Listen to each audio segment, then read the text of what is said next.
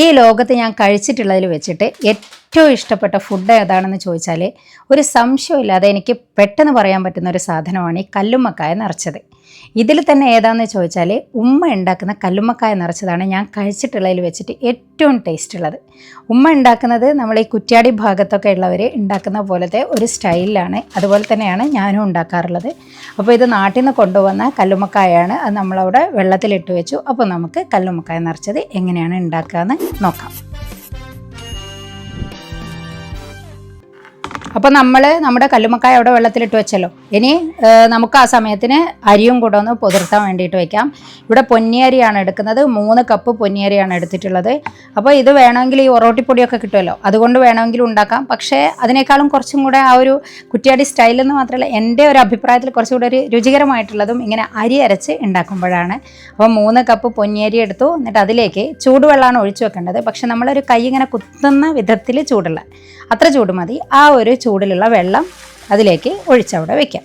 എന്നിട്ട് ഒരു 2 മണിക്കൂറാണ് ഇത് പൊതിരാൻ വേണ്ടിയിട്ട് വെക്കേണ്ടത്. 2 മണിക്കൂറാകുമ്പോൾ ഇത് നന്നായിട്ട് പൊതിർന്നിട്ടുണ്ടാവും. എന്നിട്ടാണ് നമ്മൾ അരച്ചെടുക്കുക. ഇനി നമുക്ക് നമ്മുടെ കല്ലുമ്മക്കായ കടുക്ക എന്നൊക്കെ പറയുന്ന ഈ ഒരു സംഭവം ഉണ്ടല്ലോ, ഇത് നമുക്ക് ക്ലീൻ ചെയ്തെടുക്കാം. ഇത് പല ഭാഗങ്ങളിലുള്ളവരായിരിക്കുമല്ലോ വീഡിയോ കാണുന്നത്. അപ്പോൾ നിങ്ങൾ ഇങ്ങനത്തെ സംഭവമൊക്കെ ഉണ്ടാക്കിയിട്ടുണ്ടോ, എങ്ങനെയാണ് ഉണ്ടാക്കാറ് എന്നൊക്കെ ഒന്ന് കമൻറ്റിൽ പറഞ്ഞു തരണേ. പിന്നെ ഇത് ക്ലീൻ ചെയ്യുമ്പോൾ ഇത് നമ്മൾ വീട്ടിൽ നിന്ന് കൊണ്ടുവന്നതുകൊണ്ട് അതിന് മേലത്തെ കച്ചറൊക്കെ കളഞ്ഞിട്ടാണ് കൊണ്ടുവന്നത്. ശരിക്കും അതിന് മേലെ ഇങ്ങനെ കട്ടിക്ക് കച്ചറകളുണ്ടാവും. അപ്പോൾ അതൊക്കെ ഞാൻ നേരത്തെ കാണിച്ച പോലെ ആ കത്തി കൊണ്ട് ഇങ്ങനെ പെരക്കി കളയണം. ഇത് ഇങ്ങനത്തെ ഒരു രോമം പോലത്തെ ഒരു സാധനം അതിൻ്റെ ഉള്ളിലുണ്ടാവും. അതൊക്കെ ഇങ്ങോട്ട് കളയുക, വലിച്ച് കളയുക. സൈഡിൽ ഒരു നൂല് പോലെ ഉണ്ടാവും, അത് കളയുക. അങ്ങനെയൊക്കെ നല്ല വൃത്തിയിൽ, കാരണം മണലുണ്ടാവുമല്ലോ, ആ മണലൊക്കെ നല്ല വൃത്തിയിൽ കളഞ്ഞ് നല്ല വൃത്തിയായിട്ട് കഴുകിയിട്ട് ഇങ്ങനെ വാരാൻ വേണ്ടിയിട്ട്, അതിൽ വെള്ളം വാരാൻ വേണ്ടിയിട്ട് സൈഡിൽ ഇങ്ങനെ വെക്കണം. ദെൻ ഇത് നമ്മുടെ അരി നന്നായിട്ട് തന്നെ പുതിർന്ന് വന്നിട്ടുണ്ട്. ഇനി അതിൽ ഇത്രയും സംഭവങ്ങളൊക്കെ ഇട്ടിട്ടാണ് നമ്മൾ അരി അരച്ചെടുക്കുന്നത്. അതിൽ വരുന്ന പെരുംജീരകം, കുറച്ച് മഞ്ഞൾപ്പൊടി, കുറച്ച് മുളക് പൊടി, ദെൻ ചെറിയ ഉള്ളി, തേങ്ങ. ഇത്രയാണ്. തേങ്ങയൊക്കെ ഇപ്പോൾ 3 കപ്പ് അരിക്ക് ഏകദേശം 3 കപ്പ് തേങ്ങയൊക്കെ എടുക്കുമ്പോഴാണ് നമുക്ക് നല്ല ഒരു ഫ്ലേവർ കിട്ടുക. ദെൻ മുളക് പൊടിയാണെങ്കിലും ഒരു 2 ടീസ്പൂണൊക്കെ എടുത്താൽ മതി. പിന്നെ നമ്മൾ മുളകിലിട്ടിട്ടല്ലേ ഇത് പൊരിച്ചെടുക്കുക. പിന്നെ അരി നല്ലോണം കഴുകുക. ഞാൻ എപ്പോഴും പറയുന്ന പോലെ തന്നെ അരി കഴുകുക എന്ന് പറയുമ്പം അതിൻ്റെ വെള്ളം നല്ല നീറ്റായിട്ട് തെളിഞ്ഞ വെള്ളം കിട്ടുന്നവരെ കഴുകണം. അപ്പോഴാണ് അതിൻ്റെ പശിമയൊക്കെ ഒന്ന് അങ്ങോട്ട് പോകുന്നത്. അപ്പോൾ അത്രയായിട്ടും അരി കഴുകുക. എന്നിട്ട് അത് ജസ്റ്റ് ഒന്ന് വാർത്തിട്ട് നമുക്ക് അരച്ചെടുക്കാം. ഇതൊക്കെ കണ്ടില്ലേ, നമ്മുടെ അരിയൊക്കെ നന്നായിട്ട് തന്നെ പുതിർന്ന് കിട്ടിയിട്ടുണ്ട്. ഇനി ഈ അരിയല്ല യൂസ് ചെയ്യുന്നത് എന്നുണ്ടെങ്കിൽ നമുക്കിതായി അരിപ്പൊടി യൂസ് ചെയ്യാം. അരിപ്പൊടി ഒറോട്ടിപ്പൊടി എന്ന് പറഞ്ഞിട്ട് വാങ്ങാൻ കിട്ടുമല്ലോ, അത് യൂസ് ചെയ്യാം. അത് ഇങ്ങനെ തന്നെ ചെറിയ ചൂടുവെള്ളത്തിൽ കുഴച്ചാൽ മതി. പക്ഷേ ഭയങ്കര സോഫ്റ്റ് ആയിരിക്കും. അപ്പോൾ എനിക്ക് ഇത് ശീലമുള്ളത് കൊണ്ടാണോ എന്നറിയില്ല, എന്തായാലും ഇതാണ് കുറച്ചുകൂടി രുചിയായിട്ട് തോന്നിയത്. ഇനി അതും അല്ലെങ്കിൽ ഇപ്പം ഞാൻ ഗ്രൈൻഡറിലാണല്ലോ അരയ്ക്കുന്നത്. അപ്പോൾ ഗ്രൈൻഡറിൽ അരയ്ക്കുമ്പം ആദ്യം ഞാൻ ആ തേങ്ങയും ഇതെല്ലാം കൂടെ ഇട്ടിട്ടുണ്ട്. അങ്ങനെ വേണമെന്നില്ല. ശരിക്കും ഇതെല്ലാം കൂടെ അരിയും കൂടെ മിക്സ് ചെയ്തിട്ട് ഒരുമിച്ച് അരച്ചാൽ മതി. അല്ല, ഇനി നന്നായിട്ട് ആ ജീരകമൊക്കെ നന്നായിട്ട് അരഞ്ഞ് കിട്ടണം എന്നുള്ളവർ ആദ്യം ചെറിയുള്ളിയും ജീരകവും കൂടെ ഒന്ന് ഗ്രൈൻഡറിലിട്ടിട്ട് അരച്ചിട്ട് ബാക്കിയെല്ലാം കൂടെ മിക്സ് ആക്കിയത് വിട്ടിട്ട് അരച്ചിട്ട് എടുത്താൽ മതി. ഇനി മിക്സിയിലും ഈ നമ്മുടെ പൊന്നിയരി ആയതുകൊണ്ട് മിക്സിയിലും നമുക്ക് വേഗം അരഞ്ഞ് കിട്ടും. ഇനി മിക്സിയിലാണ് പൊന്നിയരി വെള്ളം കൂടുന്നൊക്കെ ഉള്ളവർക്ക് വേണമെങ്കിൽ അരി അരച്ചതും ഈ ഒറോട്ടിപ്പൊടിയും കൂടെ രണ്ടും കൂടെ മിക്സ് ആക്കിയിട്ടും കുഴച്ചിട്ട് എടുക്കാം. ഇനി നമ്മളത് ഫില്ല് ചെയ്യുന്ന സമയം കൊണ്ട് ചൂടാവാൻ വേണ്ടിയിട്ട് ഞാൻ മൂടിച്ചമ്പിൽ അവിടെ വെള്ളം വെച്ചു. മൂടിച്ചമ്പില്ലെങ്കിൽ ഇഡലിത്തട്ട് വെച്ചാൽ മതി. മൂടിച്ചമ്പ് നമ്മൾ ഈ ആ ഒരു ഭാഗത്തുള്ളവരുടെ കയ്യിലൊക്കെ മൂടിച്ചമ്പ് ഉണ്ടാവും. കാരണം നമുക്ക് അങ്ങനത്തെ കുറേ വിഭവങ്ങളുണ്ടല്ലോ, അതുകൊണ്ട് മൂടിച്ചമ്പ് ഇപ്പോൾ അങ്ങനത്തെ ഒരു പിച്ചളയുടെ സംഭവം കിട്ടുന്നുണ്ടാവില്ല. ഈ അലുമിനിയത്തിൻ്റെ ഒക്കെ മൂടിച്ചമ്പ് സുലഭമായിട്ട് ഇപ്പോൾ അവൈലബിൾ ആണ്. ഇങ്ങനെയാണ് നമ്മൾ ഈ കല്ലുമ്മക്കായൻ്റെ ഉള്ളിൽ ഇത് നിറക്കുക, ഈ അരി നിറക്കുക. ഈ കല്ലുമ്മക്കായ ഇത് വലിയത് എനിക്ക് കിട്ടിയിട്ടില്ല, കുറച്ച് ചെറിയതാണ് കിട്ടിയത്. പക്ഷെ എന്നാൽ പോലും അതിൽ ആ ഇറച്ചി നന്നായിട്ടുണ്ട്, അത് ആ മീൻ നന്നായിട്ട് തന്നെ അതിലുണ്ട്. പിന്നെ കല്ലുമ്മക്കായ ഇല്ലെങ്കിൽ പോലും ഇതിൻ്റെ ഒരു ഫ്ലേവർ നമ്മൾ അരി ഉണ്ടാക്കി കഴിയുമ്പോൾ അരിയിലേക്ക് വരും. അപ്പോൾ അത് കഴിക്കാൻ തന്നെ ഭയങ്കര രുചിയാണ്. ശരിക്കും നമ്മളുടെ കല്ലുമ്മക്കായ നിറച്ച് കഴിക്കുന്ന ആ രുചി തന്നെ ഈ അരിക്ക് പോലും കിട്ടും. പിന്നെ ചില ഭാഗങ്ങളിലൊക്കെ വെറുതെ തേങ്ങയും ജീരകമൊക്കെ ഇട്ടിട്ടാണ് നമ്മൾ ഈ അരി അരക്കുക. അതിലേക്ക് നമ്മുടെ മുളക് പൊടിയും മഞ്ഞൾപ്പൊടിയും ഒന്നും ചേർക്കില്ല.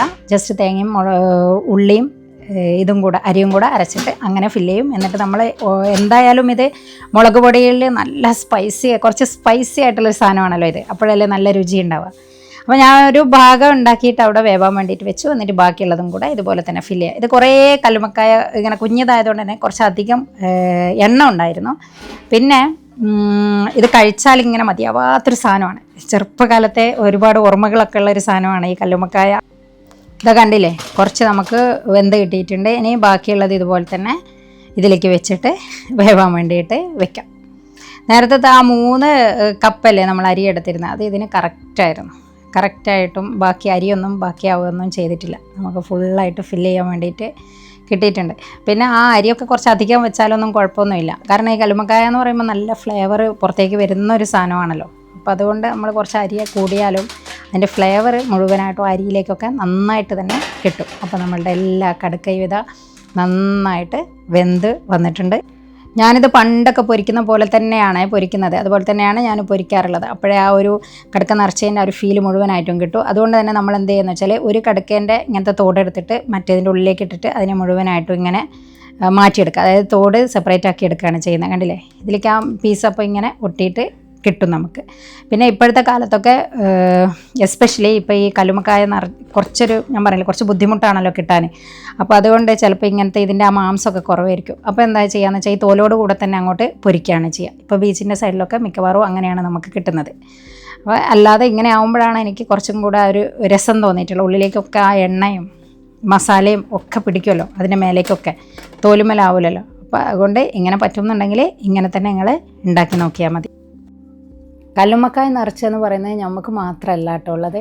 ടർക്കിഷിൻ്റെ റെസ്റ്റോറൻറ്റിൽ ഒരിക്കൽ പോയപ്പോൾ അവിടെ നിന്ന് ഈ സംഭവം ഞാൻ കഴിച്ചിട്ടുണ്ട്. ഇതുപോലെയല്ല ഉണ്ടാക്കുക. അവർ ഇതിൻ്റെ ഉള്ളിൽ ഫില്ല് ചെയ്യുന്നത്, സ്റ്റഫ് ചെയ്യുന്നത് മറ്റേ ചോറാണ്. അപ്പോൾ അത് കഴിക്കുമ്പോൾ നമുക്കൊരു മീൻകറി കൂട്ടിയിട്ട് ചോറ് കഴിക്കുന്നൊരു ഫീല് അങ്ങനെയായിരുന്നു ഉണ്ടായത്. അത് ടേസ്റ്റ് ഉണ്ടായിരുന്നു, പക്ഷേ ഇതുപോലെയല്ല എന്നേ ഉള്ളൂ. അപ്പോഴിതാ നമ്മളെല്ലാം ഇങ്ങനെ സെപ്പറേറ്റ് ആക്കി എടുത്തു. ചിലപ്പം നമ്മൾ ഫെയിലാവും, കണ്ടില്ലേ, ചിലതിൻ്റെ മാംസായ്മ തന്നെ ഒട്ടിപ്പിടിക്കും. അപ്പോൾ കുഴപ്പമില്ല, അത് നമ്മളങ്ങോട്ട് കഴിക്കും. അത് തന്നെ നല്ല രസമാണല്ലേ ഇതിൻ്റെ തോടൊക്കെ കാണാൻ വേണ്ടിയിട്ട്. പണ്ടൊക്കെ ഇങ്ങനെ കഴുകിയെടുത്തിട്ട് ഉണക്കിയിട്ടൊക്കെ കളിക്കാൻ വേണ്ടി എടുക്കുമായിരുന്നു. അപ്പോൾ ഇതിലേക്ക് നമ്മൾ മുളക് പൊടിയും ഉപ്പും കുറച്ച് പെരിഞ്ജീരകപ്പൊടിയുമാണ് ഇടുക. എന്നിട്ട് വെള്ളം അധികം ലൂസാവരുത്, അപ്പോൾ അതുമ്മലേക്ക് പിടിക്കൂലല്ലോ. ആ മുളക് പൊടിയുടെ ഇതിങ്ങനെ കോട്ട് ചെയ്യണ്ടേ നമ്മളുടെ കല്ലുമ്മക്കായൽ. അതുകൊണ്ട് അധികം വെള്ളം ഇല്ലാതെ ഇത്രയിട്ട് പെരിഞ്ജീരകപ്പൊടി, മുളക് പൊടി, ഉപ്പ്, ഇത്രയും സാധനമാണ്. എന്നിട്ട് വെള്ളം ഒഴിച്ചിട്ട് അതങ്ങോട്ട് മിക്സാക്കുക. നമ്മളൊരു ചീനച്ചട്ടി വെച്ചു. എന്നിട്ട് അതിലേക്ക് വെളിച്ചെണ്ണ തന്നെ ഉപയോഗിക്കണം. വെളിച്ചെണ്ണ ഒഴിക്കുക. ഇനി ഇങ്ങനെ ഡീപ്പ് ഫ്രൈ അല്ല എന്നുണ്ടെങ്കിൽ ഫ്രൈ പാൻ വെച്ചിട്ട് അങ്ങനെ വേണമെങ്കിലും നമുക്ക് അപ്പുറം തിരിച്ചു മറിച്ച് വിട്ടിട്ട് അങ്ങനെ വേണമെങ്കിലും എടുക്കാം. അപ്പോൾ ഞാൻ ഡീപ്പ് ഫ്രൈ ആണ് സാധാരണയായിട്ട് ചെയ്യാറ്. അപ്പോൾ അതിലേക്ക് ആ എണ്ണയിലേക്ക് തന്നെ ആ മുളകൊക്കെ കുറച്ച് അങ്ങോട്ട് സ്പ്രെഡാവും. പിന്നെ നമ്മളൊരു 2 സെഷനായിട്ട് ചെയ്താൽ മതി. എന്താണെന്ന് വെച്ചാൽ കുട്ടികൾക്കുള്ളതിൽ ഇത്രയും സ്പൈസി ആയിട്ടുള്ള സംഭവം ഉണ്ടാക്കണ്ട. നമ്മൾ സ്പൈസി ആയിട്ടുള്ള സാധനമൊക്കെ ഇഷ്ടമുള്ളവർക്ക് ഇത് എരിഞ്ഞ് നല്ല മധുരമുള്ള സുലൈമാനിയും കൂട്ടിയിട്ട് കഴിക്കുമ്പോഴാണ് എനിക്ക് ആ ഒരു പഴയ ഓർമ്മകളും ആ ഒരു രുചിയൊക്കെ കംപ്ലീറ്റ് ആയിട്ട് കിട്ടുന്ന പോലെ തോന്നിയിട്ടുള്ളത്. അപ്പോൾ അതുകൊണ്ടാണ് ഞാനിങ്ങനെ ഉണ്ടാക്കുന്നത്. നല്ല എരിവിലുണ്ടാക്കും ഞാൻ. പിന്നെ കുറച്ച് എന്ത് ചെയ്യുമെന്ന് വെച്ചാൽ കുട്ടികൾക്കൊക്കെ ഉള്ളത് ലാസ്റ്റ് ഒന്നും ഇടേണ്ട. കാരണം ആ എണ്ണയിൽ തന്നെ എണ്ണ ഇങ്ങനെ റെഡ് കളറാവും. ആ എണ്ണയിൽ തന്നെ ആ ഒരു അത്യാവശ്യം മുളകിൻ്റെ ഒരു ഫ്ലേവറൊക്കെ വന്നിട്ടുണ്ടാവും. അപ്പോൾ ആ എണ്ണയിലേക്ക് ലാസ്റ്റുള്ള സെഷൻ ജസ്റ്റ് എണ്ണയിലേക്ക് ഇട്ടിട്ട്, അത് കണ്ടില്ല റെഡ് കളറായത്, അതിലേക്ക് ഇട്ടിട്ട് അങ്ങോട്ട് വറുത്ത് കോരും. അപ്പോൾ കുട്ടികൾക്കുള്ള ഒരു സംഭവവും കിട്ടും. നല്ല രസമാണല്ലേ ഇത് കാണാനും, അതുപോലെ തന്നെ കഴിക്കാനും ഭയങ്കര രുചിയുള്ളൊരു സംഭവമല്ലേ ഇത് കല്ലുമ്മക്കായ നിറച്ചെന്ന് പറയുമ്പോൾ. അപ്പോൾ നമ്മൾ നല്ല മധുരമുള്ള കട്ടൻ ചായ ഒക്കെ ഉണ്ടാക്കിയിട്ട് ഇത് കഴിക്കാൻ പോവുകയാണ്. കൂടെ കൂടിക്കോളും.